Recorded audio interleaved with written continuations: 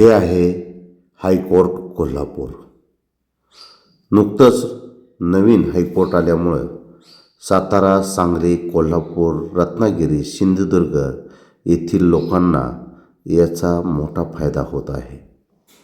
या लोकांना हायकोर्टसाठी मुंबईला जावं लागत होतं. वेळ, पैसा याची बचत आता लोकांना होत आहे. येथील नागरिकांना मुंबईसाठी एक दिवस प्रवासात जावं लागत होता. हायकोर्टामध्ये एक दिवस आणि परतीला एक दिवस, परंतु आता वेळेची बचत होत आहे. यामुळे न्याय स्वस्त तर होणारच, परंतु सर्वसामान्य जनता आर्थिक कारणामुळे हायकोर्टात जात नव्हते, आता हायकोर्टामध्ये जाऊ शकतील आणि गोरगरीब जनतेला न्याय मिळू शकेल.